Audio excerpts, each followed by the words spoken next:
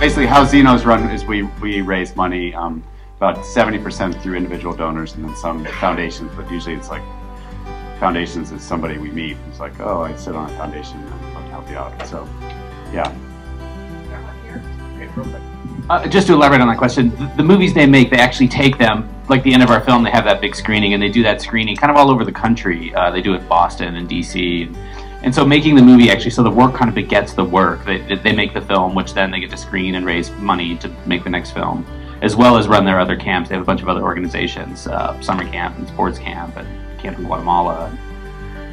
And as you know, it says in the film, it is free. No one pays to be there. No one gets paid to be there. So it's a lot of effort raising the money to make that all happen.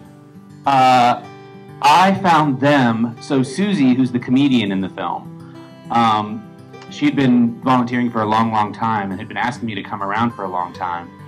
And for whatever reason, life was very busy and I just made excuses. And I finally went to a screening of their film a few years ago. And the film was, it just blew me away. I'd never seen anything like it.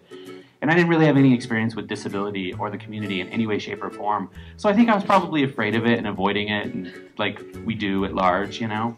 And really, I went, and it sort of, in that moment, it just was incredibly eye-opening to me. And it was funny and sweet and sad, and it was like everything I wanted in a movie. It just happened to star people with disability. So the very next day, I ended up at camp and met these two guys, and we spent the next year kind of getting to know each other, because what they do here is, it's a really personal thing, what they do.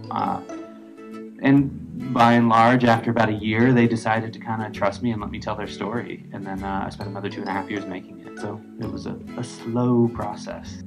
My favorite scene to shoot was just everything. I just really loved every moment of making the film, and I just am honored to be here in Cleveland. Go Indians! Actually, separate my part being villain, and because I am just going for my biggest passion. But for me, I do the point for a lot of.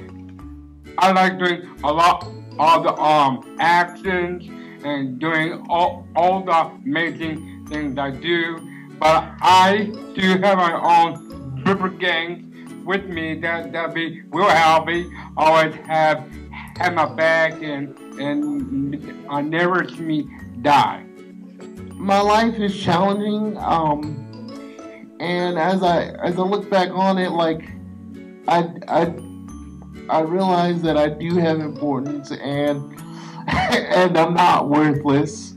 I don't believe that. It was just, you know, when you're doing a doc, it's very in the moment.